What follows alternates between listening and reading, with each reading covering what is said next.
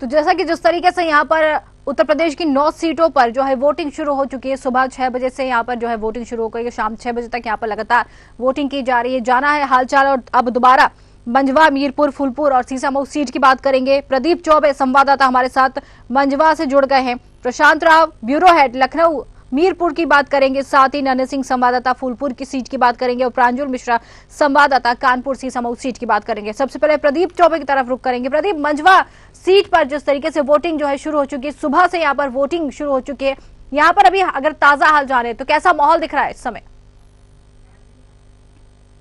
विधानसभा NDA से जो उम्मीदवार हैं और सपा से जो उम्मीदवार हैं, यहाँ से उम्मीदवार बनाया है। कुल मिला के जो यहाँ पे 13 है और नोटा अलग से है। और यहाँ पे जो मतदाता उम्मीदवारों की भाग्य 3,99,000 है, 40 मतदान हो रहा है। और सुबह 7 बजे से हुआ है, लेकिन जब शुरुआत की बात की, क्योंकि थोड़ा कम मौसम था, इस वजह से यहाँ पे जो वोट निकलने चाहिए तक वो नहीं निकले। लेकिन 9 बजे के बाद से अब बूथों पे देखा जा रहा है कि यहाँ पे मतदाताओं की भीड़ की जाती है। जी बिल्कुल, जिस तरीके से यहाँ पर मतदान को लेकर शुरू हो चुकी है, वोटिंग शुरू हो चुकी है, मतदाता पहुंच रहे हैं। अगर बात करें यहाँ पर प्रशासन की तरफ से तो क्या कुछ इंतजाम खास किए गए हैं, जरा बताएं। प्रशासन की तरफ से इंतजाम बात किया जाए तो डीएम ने यहाँ पे घोषित कर दिया है कि जब ताकि मतदाता अपना मतदाता। इसके अलावा पुलिस अधीक्षक के द्वारा सुरक्षा के कड़े इंतजाम किए गए। इतना नहीं कहीं पे विवाद की साथ एक खास नजर रखी जा रही है। इसके साथ ही कैमरे भी लगाए गए हैं और इससे चुनाव के दौरान कोई अशांति का माहौल पैदा कर सकते हैं, उनकी निगरानी की जा रही है। इसके अलावा जो भी थाना प्रभारी है और जो उनके क्षेत्र लगातार चेकमेट करे, इसकी मॉनिटरिंग के लिए सभी चक्का अधिकारियों को लगाया गया है। और खासतौर से क्योंकि ये मिर्जापुर रेंज डीआईजी स्वयं इसमें नजर रख रहे हैं, चुनाव के दौरान किसी तरह की माहौल पैदा नहीं। बिल्कुल बिल्कुल प्रदीप, बने रहिए हमारे साथ, दोबारा रुक करेंगे आपके तरफ। प्रशांत राव हमारे साथ लखनऊ से जुड़े हैं, मीरपुर सीट की हम बात करेंगे।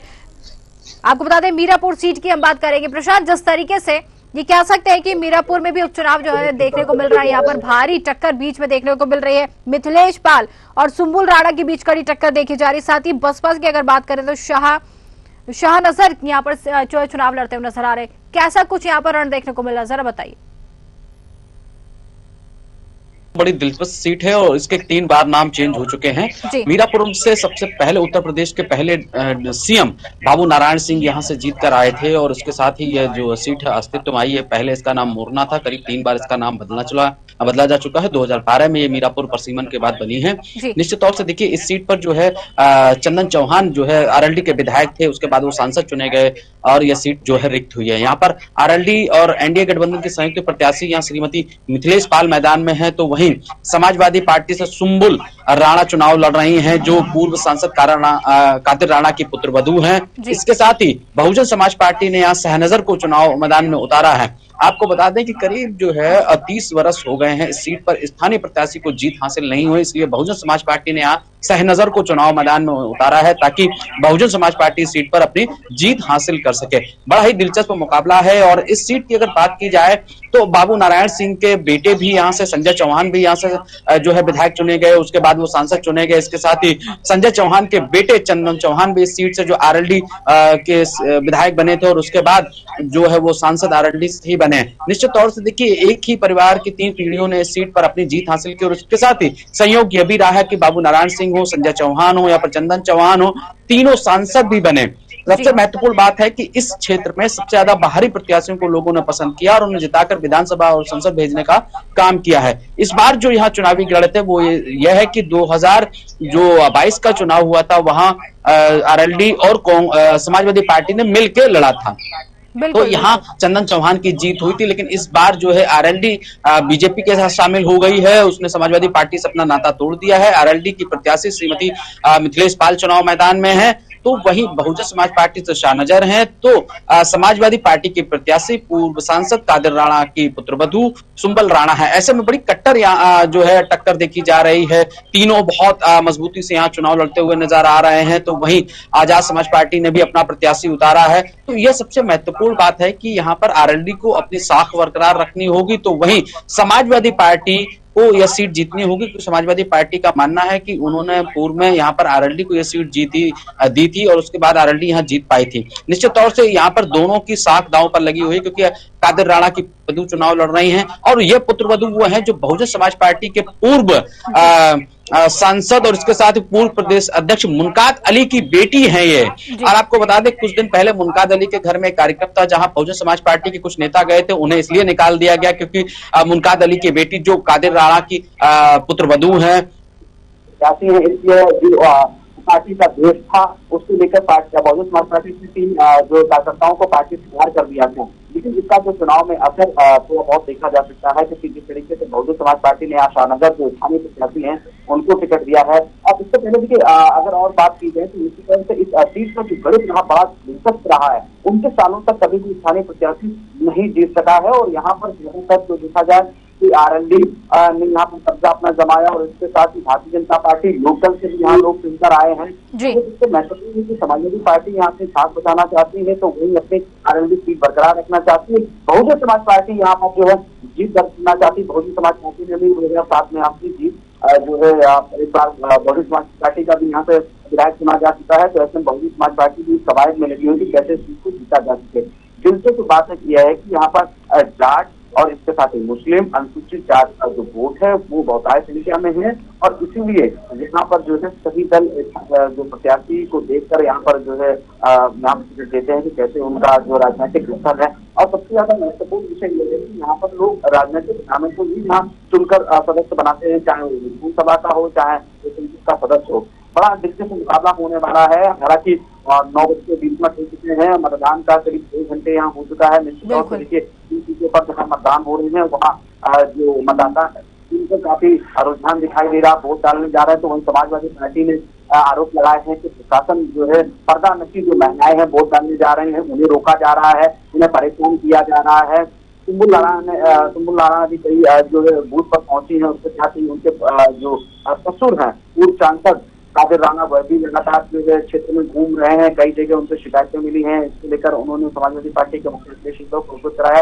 समाजवादी पार्टी की मीडिया से लगातार चुनाव आयोग संबंधित अधिकारियों को ट्वीट के माध्यम से जानकारी दे रही है कि आखिर में किस तरीके से स्थानीय प्रशासन उनके वोटरों को परेशान कर रहा है। देखिए उत्तर प्रदेश में नेतृत्व चुनाव हो उसको लेकर जो है चुनाव आयोग ने पहले ही अपनी गाइडलाइन जारी कर दी थी। इसके लिए उन्होंने पर्दानिशी महिलाओं के लिए पहले जो नियम लागू था उसका पालन करने को लेकर कहा था और यह भी कहा था कि पुलिस ऐसी महिलाओं की चेकिंग नहीं करेगी। लेकिन समाजवादी पार्टी में जो वीडियो जारी की है उसमें साफ दिख रहा है कि जो पुलिस प्रशासन है वो महिलाओं की पर्चियां चेक कर रहा है, उनके आइडेंटिटी कार्ड में वोट चेक किए जा रहे हैं। समाजवादी पार्टी के प्रत्याशियों ने चुनाव आयोग से लगातार शिकायत की है कि इस तरीके की गतिविधि ये लोकतंत्र को कमजोर करना है और तानाशाही जैसा है। इसके तौर पर चुनाव आयोग इन मामलों का संज्ञान लेगा और दूसरे जो भी अधिकारी होंगे उन पर कार्रवाई होगी।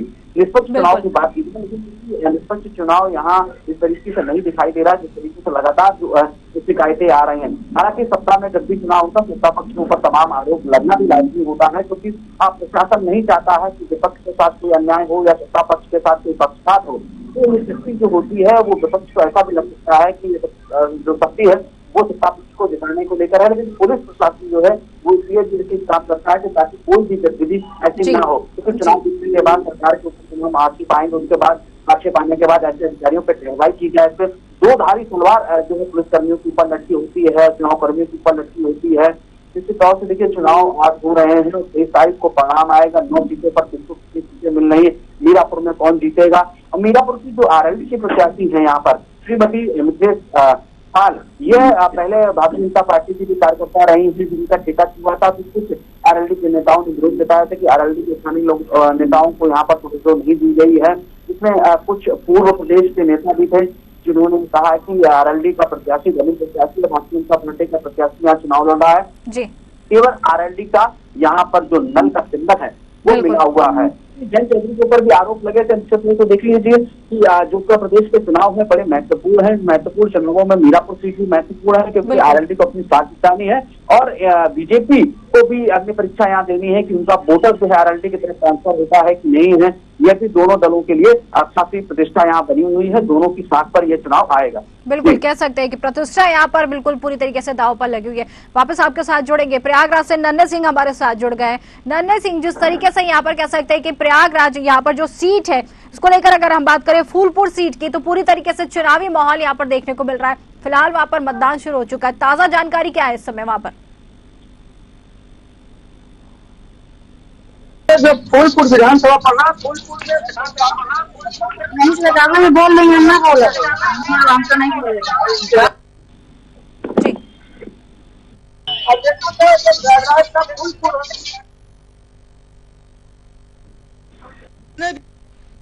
पे चुनाव से, चाहे वो भारतीय जनता पार्टी के चुनाव लड़ रहे हो या यहाँ से समाज लड़ रहे हो, ये कहीं न कहीं बहुजन समाज पार्टी से वो विधायक चुने गए थे और आज वो पुनः यहाँ से प्रत्याशी बनाए गए हैं। यहाँ से भारतीय जनता पार्टी के जो प्रत्याशी थे दीपक पटेल, वो भी बसपा से ही विधायक एक बार यहाँ से प्रयागराज के एक बार विधायक बने थे। दूसरी बार वो जो है इस समय भारतीय जनता पार्टी से चुनाव मैदान में है। लेकिन देखा जाए समाजवादी पार्टी जो है वो भी दूसरी तरह से 3 बार के विधायक थे मुर्तजा सिद्दीकी, वो भी यहाँ से समाजवादी पार्टी के दामन पे 2022 के चुनाव पे उन्होंने, हालांकि साइकिल पर सवार थे लेकिन वो चुनाव कुछ अंतरों से हार गए थे और ये लगातार जो है ये फिर उन्होंने समाजवादी पार्टी ने उनके ऊपर भरोसा जताया, उनको टिकट दिया है और वो चुनावी मैदान में है। और यहाँ बहुजन समाज पार्टी से जितेंद्र कुमार सिंह, चूंकि यहाँ बहुजन समाज पार्टी के यहाँ फूलपुर से जो दीप यहाँ प्रवीण पटेल थे वो विधायक पहली बार यहाँ से बने थे। उसके बाद जो है 2022 और 2022 के चुनाव में भी वो विधायक यहाँ चुने गए थे। देखा जाए यहाँ से किस तरह से प्रवीण पटेल यहाँ से सांसद का टिकट उनको मिला और वे यहाँ से प्रत्याशी बने और यहाँ चुनाव जीत गए। हालांकि 2024 का लोकसभा चुनाव जीतने के बाद फूलपुर उपचुनाव जो है यहाँ हो रहा है और यहाँ जो सीट खाली हुई है, जो प्रत्याशी मैदान में है, सभी प्रत्याशी यहाँ अपने अपने जो है दावे कर रहे हैं और सभी जो है सुबह से यहाँ अपने अपने पोलिंग बूथ पे ये लगातार दौरा कर रहे हैं। देखा जाए जिस तरह से प्रयागराज के फूलपुर विधानसभा में 435 सेक्टर हैं, हर बूथ 435 बूथ बनाए गए हैं, उस पे 4 कर्मचारी नियुक्त किए गए हैं, एक जो है पीठासीन अधिकारी और 3 कर्मचारी के साथ साथ हर बूथों पे जो है कर्मचारी नियुक्त है। 10% जो कर्मचारी हैं वो अभी रिजर्व रखे गए हैं। इमरजेंसी में देखा जाए जिस तरह से प्रयागराज का फूलपुर विधानसभा पड़ता है, ये 4 लाख मतदाता यहाँ पे लाख मतदाता मत का अपने प्रयोग करेंगे और इस बार जो लड़ाई समाजवादी जनता पार्टी में कांटे की लड़ाई है, लेकिन कहीं कहीं बहुजन समाज पार्टी भी यहाँ पे चुनाव लड़ रही है। देखा जाए समाजवादी पार्टी और बहुजन समाज पार्टी के जो यहाँ प्रत्याशी है, ये पार्टी को जो है प्रत्याशी कुमार सिंह है वो तो पहली बार चुनाव लड़ रहे हैं। हालांकि जो है यहाँ समाजवादी पार्टी जो यहाँ प्रत्याशी मुर्तजा सिद्दीकी, ये जो एक बार यहाँ से ही अगली 2022 के चुनाव हार के ये दूसरी बार यहाँ मैदान में समाजवादी पार्टी से हैं और ये 3 बार के विधायक थे।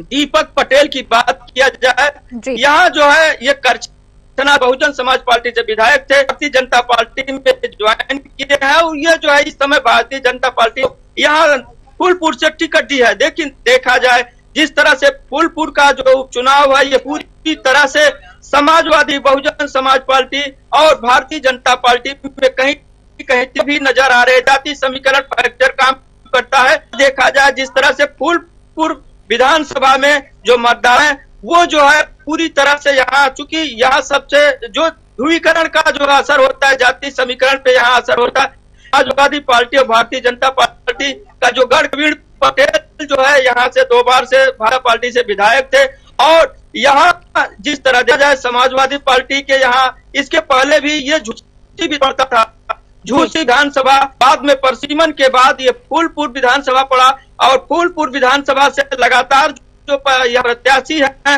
वो जो है कहीं बसपा और कहीं सपा यहाँ बाजी मारती नजर आई।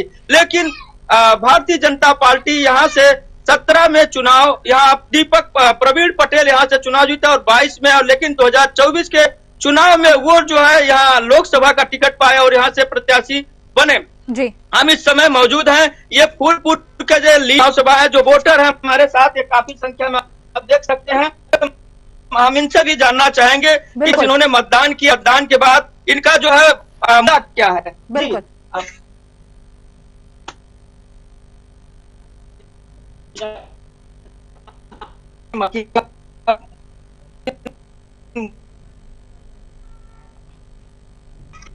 जी बिल्कुल बिल्कुल बिल्कुल ठीक है। आपके पास वापस आते हैं नन्हे सिंह, आपके पास वापस आते हैं। प्रांजुल मिश्रा हमारे साथ जुड़ गए हैं कानपुर से, सीसामऊ सीट की इनसे बात करेंगे। Pranjul, Sisamau seat hot seat मानी जाती है पूरी तरीके से। सीएम योगी की अगर यहाँ बात करें तो जिस तरीके से यहाँ पर उन्होंने एक नारा दिया था, साथ ही साथ यहाँ पर सीएम योगी लगातार सभाएं जनसभाएं करते हुए नजर आए, लोगों से बातचीत करते नजर आए।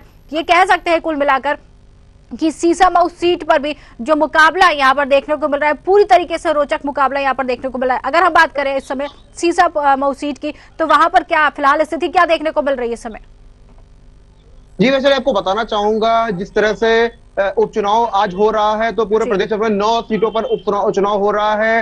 8 सीटों पर तो जो विधायक है वो सांसद बने थे, उसके बाद उपचुनाव हो रहा था। लेकिन कानपुर के जो सीसामऊ से विधायक थे इरफान सोलंकी, आगजनी के मामले में और भी कई मामलों में इन्हें सजा हो गई थी, जिसके बाद ये सीट खाली हो गई थी। उसके बाद से सीसामऊ यहाँ पर उपचुनाव सीसामऊ सीट पर हो रहा है। वही बात अगर हम की जाए तो सुबह 7 बजे से ही यहाँ पर मतदान जारी हो गया। करीब 2,70,000 के आसपास मतदाता अपने मताधिकार का प्रयोग करेंगे। बात अगर जाति समीकरण की करें तो यहाँ पर करीब 1,10,000 के आसपास मुस्लिम मतदाता हैं, और उसके बाद 60-60,000 ब्राह्मण। और जो अखिलेश यादव का जो नारा है पीडीए, जो पिछड़ा, दलित और अल्पसंख्यक, ये अपने आप में एक महत्वपूर्ण है, क्योंकि करीब 28 वर्षों से समाजवादी पार्टी के जो प्रत्याशी है यहाँ पर जीतते चले आ रहे हैं। 28 वर्षों से भाजपा यहाँ पर जो किला है समाजवादी पार्टी का, उसे भेदने का प्रयास कर रही थी, लेकिन अभी तक भेद नहीं पाई है। चूंकि चाहे समाजवादी पार्टी की अगर हम बात करें, चाहे हम भाजपा की बात करें, दोनों के लिए ही ये प्रतिष्ठा का सवाल बन गई है। जैसा कि आपने कहा, मुख्यमंत्री योगी आदित्यनाथ ने बटोगे कटोगे का नारा दिया था, तो यहाँ पर भारतीय जनता पार्टी ये चीज जानती है कि मुस्लिम वोट उन्हें नहीं मिलने वाला है, तो उन्होंने यहाँ पर जो हिंदू वोटरों को ही लुभाने का काम किया है। वही समाजवादी पार्टी के जो अखिलेश यादव राष्ट्रीय अध्यक्ष है, उनकी बात करें तो करीब अखिलेश यादव भी 2 बार यहाँ पर आए थे, शिवपाल यादव करीब 4 बार आए। वही बात अगर विपक्षी पार्टी की करें तो मुख्यमंत्री योगी आदित्यनाथ यहाँ पर एक बार जनसभा को संबोधित करके गए, उसका रोड शो किया, फिर रवि किशन भी आए। मतलब कई नेता करीब पिछले 2 महीने से यहाँ पर डेरा डाले रहे, क्योंकि ये प्रतिष्ठा का सवाल बन गई सीट। ये सीट किन प्रकार भारतीय जनता पार्टी जीतना चाहती है। जिस तरह से बात अगर हम करें तो अखिलेश यादव ने पीडीए का नारा दिया था, तो यहाँ पर समाजवादी पार्टी का जो पेट वोटर है मुस्लिम वर्ग का करीब 1,10,000 के आसपास है। 60,000 जो ब्राह्मण में भी उनको वोट मिलते थे, क्योंकि इरफान सोलंकी जो यहाँ के विधायक थे, उनके पिताजी जो हाजी मुश्ताक सोलंकी जी, वो भी यहाँ से लगातार विधायक बनते चले आ रहे थे। तो विरासत में उनको ये सीट मिली है, ऐसा कहा जा सकता है। जिसके बाद विरासत को इरफान सोलंकी ने जिंदा रखा था, और इरफान सोलंकी के जेल जाने के बाद से ये सीट खाली हुई है। वही बात अगर हम बटोगे कटोगे की करें तो कहीं ना कहीं हिंदुत्ववादी पार्टी जो भारतीय जनता पार्टी कही जाती है, हिंदुओं के वोट को समेटने का काम भाजपा ने किया था। वही अगर हम बात करें यहाँ पे जो वोटिंग परसेंटेज की, तो 2012 में इरफान सोलंकी को सबसे ज्यादा वोट मिले थे। वहीं दूसरे नंबर पर यहाँ पर जो हनुमान स्वरूप मिश्रा थे वो आए थे, उनकी करीब 20,000 वोटों से हार हुई थी। वही बात अगर की जाए 2017 की, तो सुरेश अवस्थी को यहाँ पर भारतीय जनता पार्टी ने प्रत्याशी बनाया। तो उसका सीधे सा कारण यह है कि 2017 में सुरेश अवस्थी मात्र 5600 वोटों से हारे थे, जिसके बाद कहीं ना कहीं उनको इस बात पे विश्वास हो गया था कि सुरेश अवस्थी इस सीट को निकाल ले जाएंगे, जो सपा का जो किला है उसको ढहा देंगे। वही बात अगर 2022 की जाए तो यहाँ से सलील बिश्नोई को यहाँ से प्रत्याशी बनाया गया था, जो कि करीब 13,000 वोटों से उनकी हार हुई थी। तो लेकिन इस बार कांटों की टक्कर मानी जा रही है, क्योंकि इरफान सोलंकी जेल में हैं, उनके जो भाई रिजवान सोलंकी है वो भी सामने नहीं आ पाए हैं। कहीं ना कहीं जो इरफान सोलंकी के जो एक जो पूरी वोटिंग में मतदाताओं से कहीं ना कहीं अपील करते थे और जो वोटिंग का समीकरण सेट करते थे वो भी निकलकर सामने नहीं आ पाए हैं। बात अगर हम पुलिस प्रशासन की करें तो करीब यहाँ पर 24 सेक्टर मजिस्ट्रेट लगाए गए हैं जो यहाँ पर आकर के रूटीन चेकअप कर रहे हैं। ज्वाइंट कमिश्नर हरिश्चंद्र यहाँ पर मौके पर आए थे और सुरक्षा व्यवस्था का जायजा लिया था। वहीं यहाँ पर करीब 350 दरोगा लगाए गए हैं और करीब 2000 जो पुलिसकर्मी है उनको तैनात किया गया है। उसमें मुख्य आरक्षी और आरक्षी है, करीब 600 होमगार्ड को लगाया गया है और इसमें करीब 600 महिला पुलिसकर्मियों को भी तैनात किया गया। चप्पे चप्पे पर पुलिस नजर बना के रखी है, सीसीटीवी कैमरा से मॉनिटरिंग की जा रही है। किसी भी प्रकार का अगर कुछ भी व्यवस्था में गड़बड़ी आती है तो पुलिस सख्त एक्शन लेगी। वही बात अगर हम करें तो यहाँ पर सबसे बड़ा जो वोटिंग परसेंटेज है वो है मुस्लिमों का, क्योंकि मुस्लिम वोटर यहाँ पर सबसे ज्यादा है। और कहीं ना कहीं कल सियासत तेज हो गई थी। जो समाजवादी पार्टी के जो प्रदेश प्रभारी हैं श्यामलाल पाल, उन्होंने निर्वाचन आयोग को एक पत्र लिखा था जिसके जरिए उन्होंने कहा था कि जो मुस्लिम बने रहिए आप हमारे साथ, बने रहिए आप हमारे साथ, आपके पास वापस आएंगे। बड़ी खबर इस वक्त आपको बता रहे हैं, बड़ी खबर इस वक्त आपको बता रहे हैं मैनपुरी से बड़ी खबर इस वक्त मिल रही है। करहल विधानसभा सीट पर वोटिंग जारी है। बीजेपी प्रत्याशी अनुज प्रताप सिंह यादव ने कहा भाजपा यहां से जीत कर जाएगी। ये बड़ी खबर इस वक्त आपको बता रहे हैं मैनपुरी से, जहां करहल विधानसभा सीट पर वोटिंग लगातार जारी है। बीजेपी प्रत्याशी अनुज प्रताप सिंह यादव ने कहा भाजपा यहां से जीत कर जाएगी। दावा किया है उन्होंने, अनुज प्रताप सिंह ने दावा किया है, उन्होंने कहा है कि भाजपा यहां से जीत के जाएगी। बड़ी खबर इस वक्त आपको बता रहे हैं।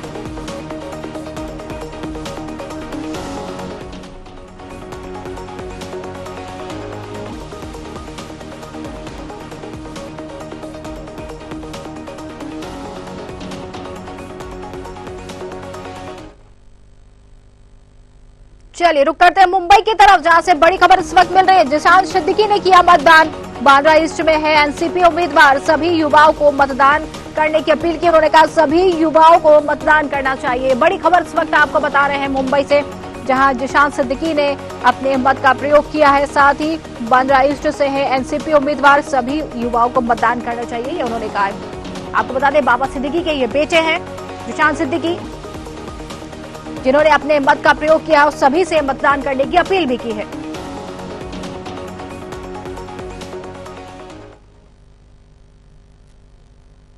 चलिए इसी के साथ रुक करते एक और बड़ी खबर की ओर इस वक्त मुंबई से मिल रही है, जहां जॉन इब्राहिम ने किया मतदान। रिजवी कॉलेज बांद्रा मतदान केंद्र पहुंचकर उन्होंने अपने मत का प्रयोग किया है। वोट के बाद सेल्फी लेते हुए भी नजर आए जॉन इब्राहिम। बड़ी खबर इस वक्त आपको बता रहे हैं मुंबई से, जहां फिल्म अभिनेता जॉन इब्राहिम ने अपने मत का प्रयोग किया है। रिजवी कॉलेज बांद्रा मतदान केंद्र पहुंचकर उन्होंने अपने मत का प्रयोग किया। वोट के बाद सेल्फी लेते हुए भी नजर आए जॉन इब्राहिम।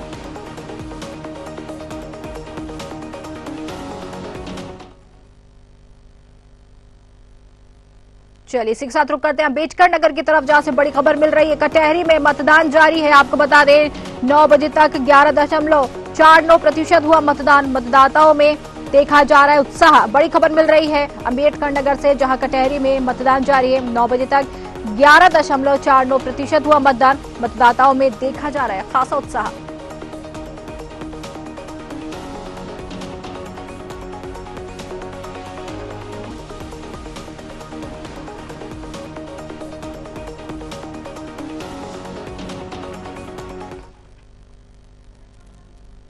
चलिए इसी के साथ रुक करते हैं मुंबई की तरफ, जहां से बड़ी खबर मिल रही है। पूर्व भारतीय क्रिकेटर सचिन तेंदुलकर ने किया मतदान, परिवार के साथ किया मतदान, सभी से की वोट करने की अपील। बड़ी खबर इस वक्त आपको बता रहे हैं, जहां पर पूर्व भारतीय क्रिकेटर सचिन तेंदुलकर ने अपने परिवार के साथ मतदान किया है। सभी से वोट करने की अपील करते हुए भी नजर आए सचिन तेंदुलकर। मतदान केंद्र पहुंचे, जहां पर अपने परिवार के साथ उन्होंने वोट डाला।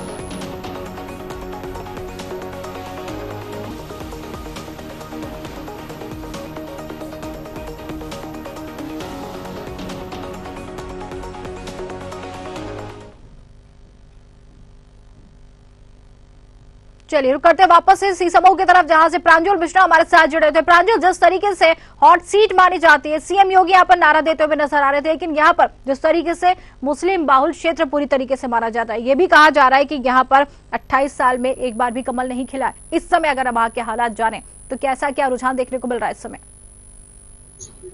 जी वैशाली, आपको बताना चाहूंगा जिस तरह से अभी आपने कहा मुख्यमंत्री योगी आदित्यनाथ यहाँ पर स्वयं यहाँ पर करीब 2 बार आ चुके हैं और जिसके बाद कल आपने देखा था बुरके पर सियासत तेज हो गई थी कि जो श्यामलाल पाल हैं भारतीय समाजवादी पार्टी के जो प्रदेश प्रभारी है, उन्होंने निर्वाचन आयोग को एक पत्र जारी किया था, पत्र लिखा था और इसमें बुरके को लेकर के कहीं ना कहीं जो मुस्लिम मतदाता हैं उनको लेकर के उनका बुरका ना हटाया जाए और पुलिस को भी इसको लेकर के जो निर्वाचन आयोग है, प्रदेश निर्वाचन आयोग ने पुलिस एक आदेश जारी किया था प्रदेश के सभी जिलाधिकारियों को कि किसी भी तरह से जो पुलिस है वो केवल सुरक्षा व्यवस्था का काम करेगी, बुरके को नहीं हटाएगी।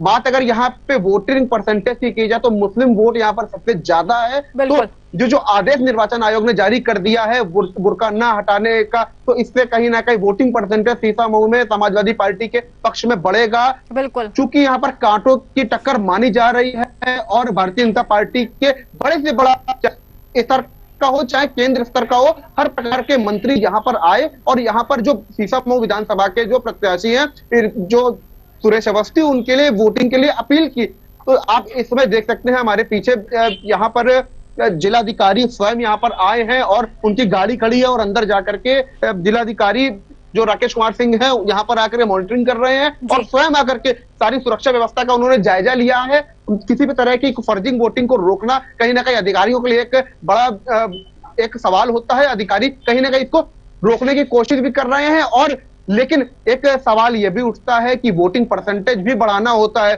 क्योंकि सभी अधिकारी हो चाहे कर्मचारी हो चाहे वो नेता है चाहे फिल्म अभिनेता हो, सभी ने जो वोटिंग परसेंटेज बढ़ाने के लिए पहले मतदान फिर जलपान का नारा दिया था।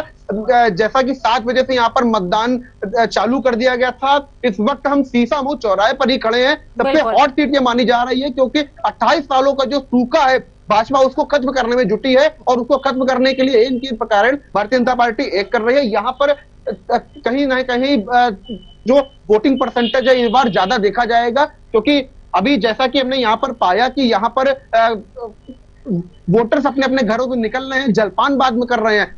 पहले कई वरिष्ठ नागरिक भी देखने को मिले, वहीं बात मुस्लिम वोटर्स कर रहे हैं, तो लाइन से बुर्का पहने वो महिलाएं आ रही हैं और वोटिंग कर रही हैं। जी वैशाली, बिल्कुल कह सकते हैं कि हॉट सीट पर लगातार वोटिंग जारी है। ठीक है, आप बने रहिए हमारे साथ। प्रदीप चौबे हमारे साथ मंझवा से जुड़े। प्रदीप, जिस तरीके से कह सकते हैं, यहाँ पर आपकी तरफ रुख करेंगे प्रदीप, जिस तरीके से यहाँ पर भाजपा की पूर्व विधायक कह सकते हैं सुचिस्मिता मौर्य के सामने अपना पहला चुनाव लड़ रही हैं डॉक्टर ज्योति बिंद, दोनों के बीच यहाँ पर कांटे की टक्कर देखने को मिल रही है। लेकिन हम अगर बात करें मंझवा की, तो ज्योति बिंद यहाँ पर अपनी चुनौती पेश करती हुई नजर आ रही है।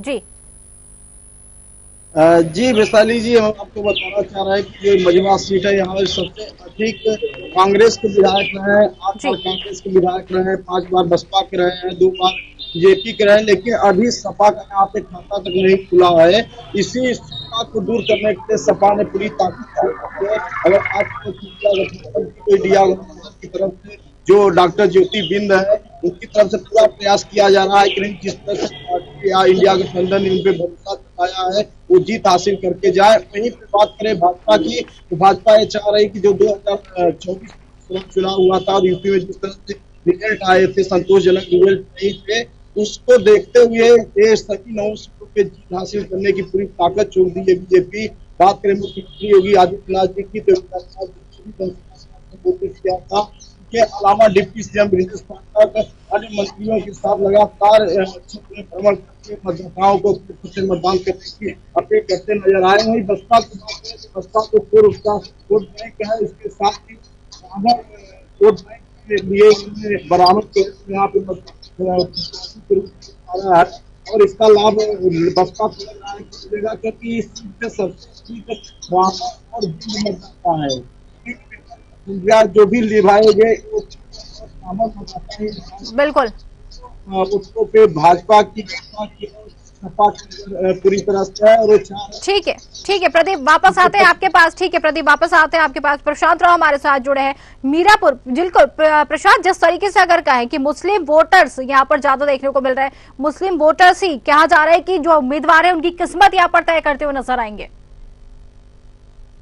और बिल्कुल देखिए, बिल्कुल यहाँ पर जो भी प्रत्याशी हैं, जितने भी प्रत्याशी लड़ रहे हैं, 90 प्रत्याशियों के भाग्य का फैसला आज ईवीएम में कैद हो जाएगा। 9 बजे तक का जो वोटिंग परसेंटेज है वो चुनाव आयोग ने जारी कर दिया है। मीरापुर में जो वोटिंग परसेंटेज है वो 13.01% है। तो सबसे ज्यादा यहाँ मुरादाबाद की कुंदर की सीट पर वोट प्रतिशत यहाँ 13.59% वोट अब तक पड़ चुके हैं।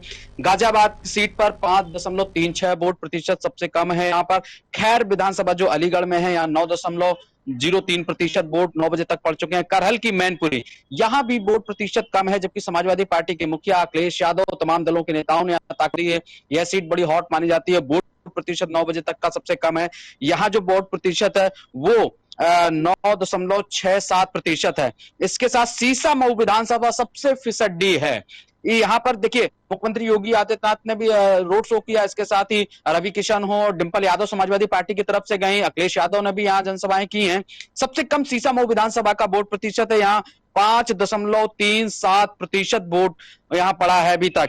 फूलपुर प्रयागराज में जो आती है उसमें 8.83% वोट अब तक पड़ चुका है। वहीं अंबेडकर नगर की कटहरी विधानसभा में 11.48% 9 बजे तक वोट पड़ चुका है। वहीं मझवा जो मीरापुर जनपद में आती विधानसभा, इसमें 10.55% वोट पड़ चुका है। सबसे बड़ी जो चिंता की बात है वो सीसामऊ में, कि सीसामऊ में जो वोट 9 बजे तक पड़ा है वो केवल 5.73% पड़ा है। निश्चित तौर से देखिए, मुरादाबाद की कुंदरकी में जो वोट सबसे हाई यहाँ रहा है, और पूरा ऑल ओवर अगर इसका वोटिंग परसेंटेज देखें 9 बजे तक का, तो 9.67% ही वोट पड़ पाया है।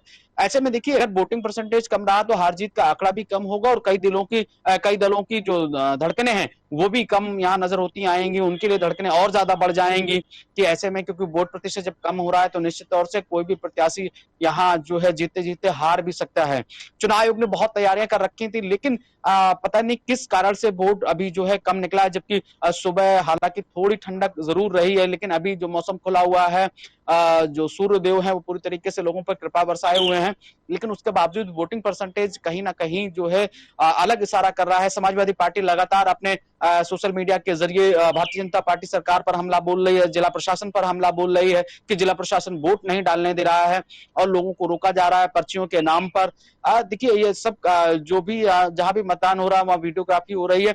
निश्चित तौर से देखिए, सीसामऊ विधानसभा की अभी बात अपने संवाददाता प्रांजुल मिश्रा भी कर रहे थे कि यहाँ पर जो है भारतीय जनता पार्टी समाजवादी पार्टी का किला तोड़ना चाह रहे हैं, लेकिन वोट परसेंटेज कम है, तो ऐसे में किला कैसे टूट पाएगा। और जो उन्होंने संख्या बताई कि 1 लाख से ज्यादा यहाँ मुस्लिम वोट बैंक है, उसके बाद यहाँ पर जो ब्राह्मण वोट बैंक है, तो अगर समाजवादी पार्टी का कोर वोटर यहाँ देख लिया जाए, अब वो पीडीए का नारा देते हैं, इससे पहले एमवाई फैक्टर को देख लिया जाए, एमवाई फैक्टर में भी यहाँ समाजवादी पार्टी मजबूत दिखाई दे रही है। अगर उनका वोट शेयर यहाँ जाता है तो निश्चित तौर से जो है समाजवादी पार्टी यहाँ भारतीय जनता पार्टी को टक्कर देते हुए नजर आई थी। भले ही सुरेश अवस्थी यहाँ करीब 5,600 वोटों से हारे हो, लेकिन इस बार अगर वोट प्रतिशत कम रहा तो बड़ा नुकसान हो सकता है यहाँ भारतीय जनता पार्टी के लिए भी और समाजवादी पार्टी को जीतने के लिए भी। बिल्कुल कह सकते हैं कि कांटे की टक्कर सभी सीटों पर लगातार देखने को मिल रही है, लेकिन आप सभी का बहुत बहुत धन्यवाद हमसे जुड़ने के लिए। वापस से आपके साथ जुड़ेंगे, एक छोटे से ब्रेक के लिए यहाँ पर भी रुकेंगे।